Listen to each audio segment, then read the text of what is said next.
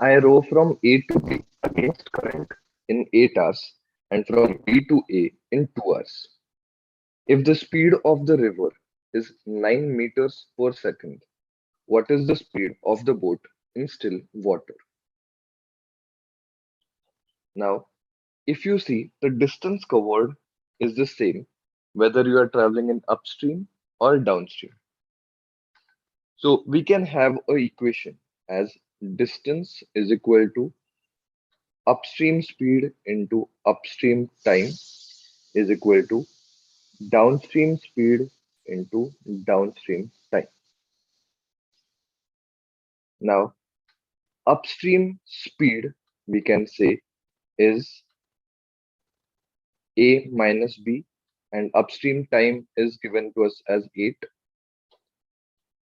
Downstream speed will be A plus B, and downstream time is given to us as 2. Now, if we read the question, it is given to us that the speed of the river is 9 meters per second. That means this is the value of B, but it is given in meters per second, and this is in hours.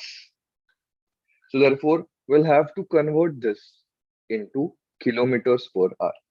So on both the sides, if we are taking A and B in terms of meters per second, we'll have to multiply by 18 by 5. Now this value is B.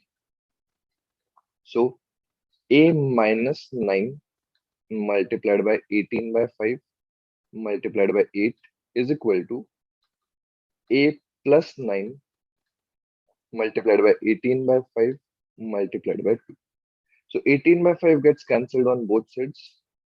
2 fours are 8. So now let's simplify this.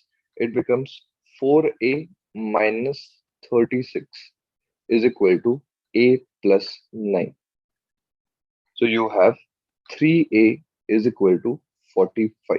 So therefore A is equal to 15 meters per second. So that will be the speed of boat in still water.